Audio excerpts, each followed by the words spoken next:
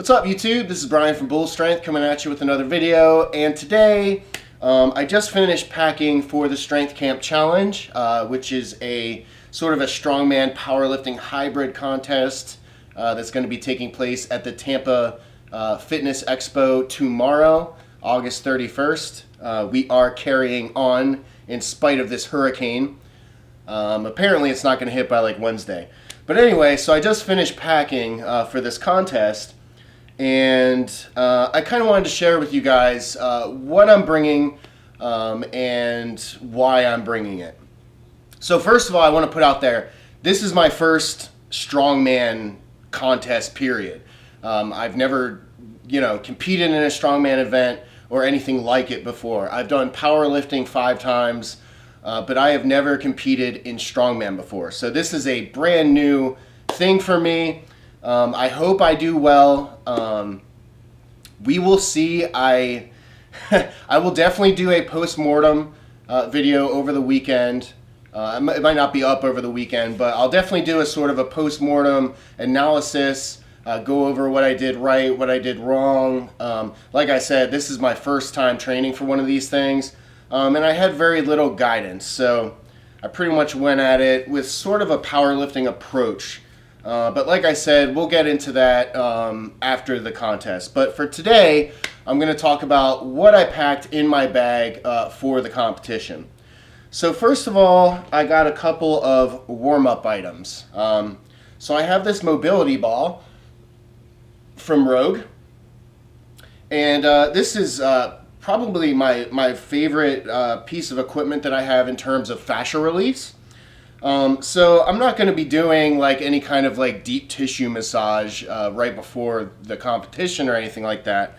But I am going to warm up some of the tighter areas in my lats, in my chest, in my shoulders with this. I'm going to break up a little fascia. And then also another sort of warm-up item I have here is this little handheld roller. This is mostly so I can kind of loosen up my forearms. This is going to be a very grip-intense contest.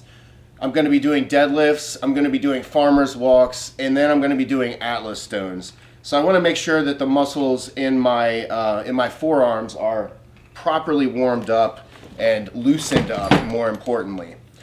Next thing I have is a pretty strong single tube resistance band. And this is pretty much a one-use item. I pretty much only use this for shoulder dislocations.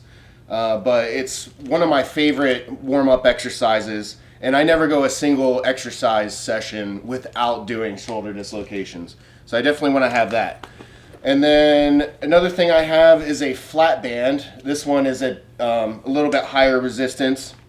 And this one is mostly so I can warm up the sort of the hugging, the arm adduction that's associated with lifting Atlas stone. So this is going to be part of my sort of warm-up when I get into the stone lifting at the very end. All right, and I have one last piece of warm-up gear. So this is an Indian club, okay?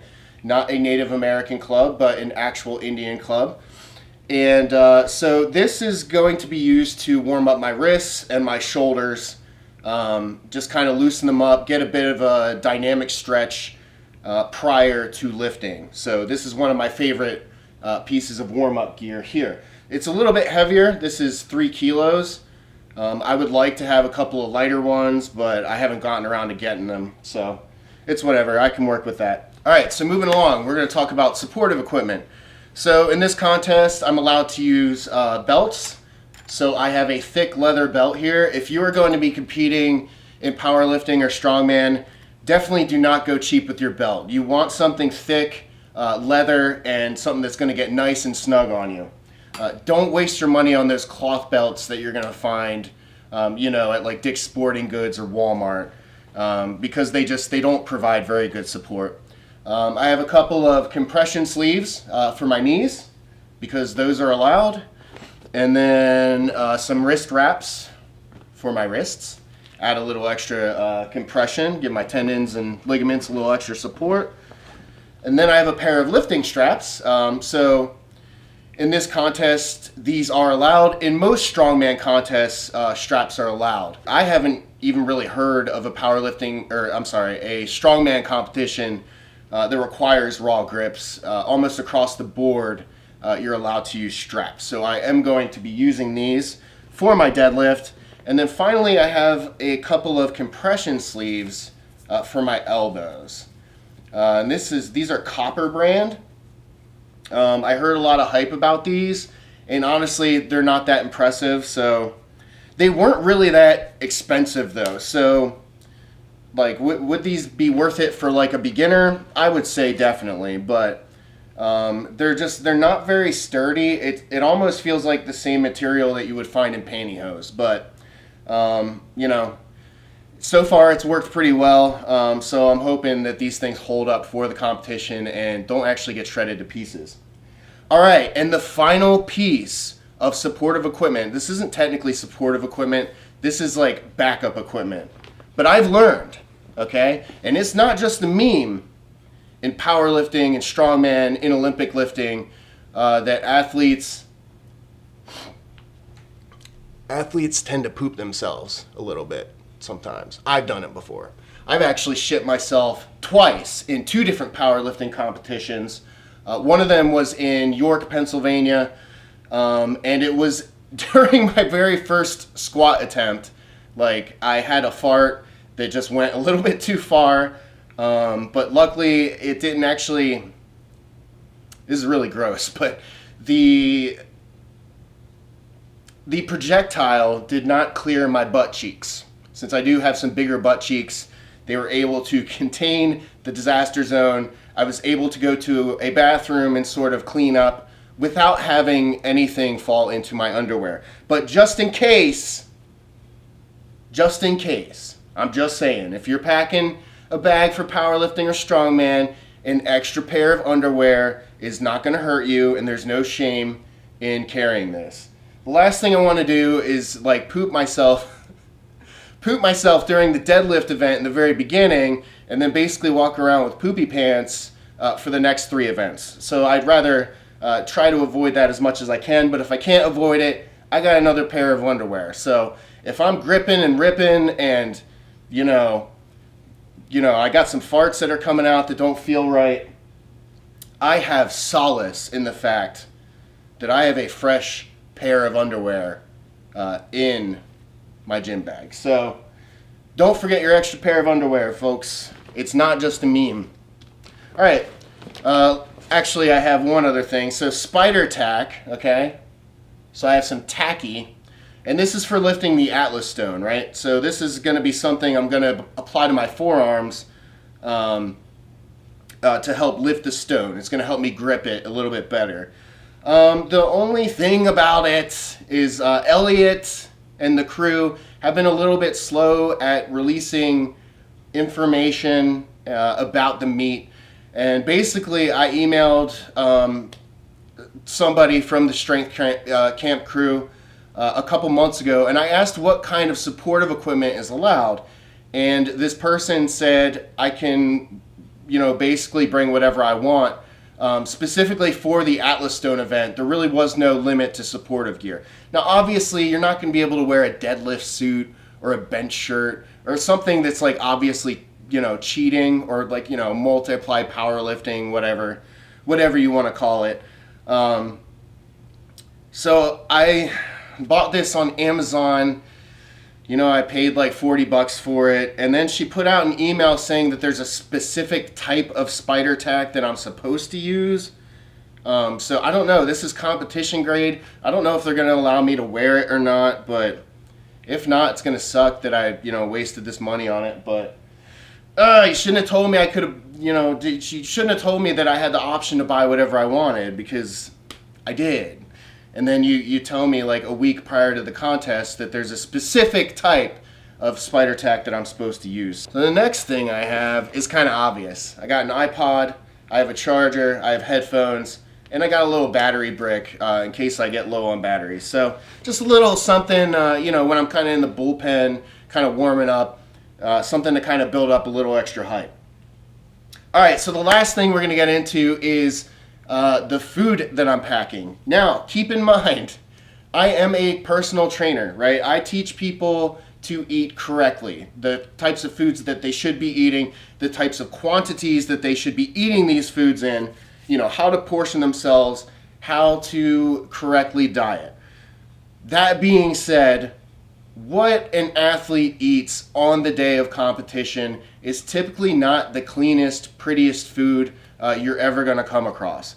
So the main goal here is energy. That's all I care about, is energy and water retention, right? So for energy, I have rock stars, right? These are not the sugar-free kind. These are the kind that have 32 grams of sugar in each can, actually per serving. So we're looking at 62 grams of pure glucose going through my veins through 3 different cans. Now I doubt I'm going to get through all 3. Basically there was a sale for buying more than one at once, so I just bought as many as I could. But I don't think I'm going to get through 900 milligrams of caffeine or whatever the hell this is. But it's just for that extra energy boost, the fast burning carbohydrates to quickly replenish glycogen stores and get me back on point as quickly as possible. That's the only thing that this food is for. Now, also what I have are 2 bags of salt and vinegar potato chips, okay? Also not the healthiest food. I wouldn't be putting these on a client's meal plan or anything like that. But, these are, because it's potato, it's super high glycemic. So, this food is going to get digested and assimilated very quickly, just like with the sugar drinks. And then also I got salt and vinegar specifically for the extra salt, the extra sodium, right? So one of the things I'm going to be doing a whole lot of is sweating my ass off. So I need to hold on to as much water as possible, which actually tonight, when I eat dinner tonight, it is going to be a meal that features an absurd amount of sodium for this purpose, for water retention. And then finally, I have this pre-workout that I'm not bullshitting you. It is Scorpion Demon flavored. It's Scorpion Demon. It's got to be some powerful shit. Scorpion Demon definitely sounds like something from Nightmares. So, this has not done me wrong. I've used it here and there. I'm not a big pre-workout guy. I did buy it specifically for this contest and for the prep. I did use it a few days in the gym just to get an extra hour or 2 out of my training session. So I'm going to be using this maybe. So obviously I'm not going to down 3 rock stars plus pre-workout. I'm going to space it out however I need to. And then the last thing, but not least, is vacuum sealed water. So water that's going to maintain, ice. Probably can't see it. There you go. Yeah, so that ice has been in there for like 5 hours. This thing is actually really awesome. It's by Simple Modern, I think is the name of the brand. Yeah, Simple Modern. This is just an excellent vacuum sealed water bottle. So just so I have something cold to kind of wet my whistle with. Obviously I'm going to be doing the majority of my hydrating and salt loading between tonight and tomorrow morning. But it's always good to have a little extra. Especially because you don't know exactly what's going to be available at the meet and what isn't going to be available at the meet. So it's always better to bring your own food. A lot of times you don't want to eat the shit that they have there anyway. Like when I competed up at that contest at York, Pennsylvania, I didn't bring any food and they were serving pizza there. Like the meet director bought a bunch of pizzas and we were just pretty much eating slices of pizza in between lifts, which I don't think was the best for my performance. All right, so that's pretty much it for the video. I hope you found the content useful. If you plan on getting out there and competing in a powerlifting or a strongman contest, just kind of, go off of some of the things that I've done here, but you don't got to follow me, step for step. This is just, like I said, this is my 6th strength contest if you count all of my powerlifting meets. So I've sort of developed a very set inventory that I have every contest. So, You don't gotta mimic mine 100%, but this is just what I do, and I figured I would share with you how I prepare for meats. So anyway, thanks for watching. Please leave a like and subscribe if you did enjoy the content, and I'll see you in the next video. Peace out.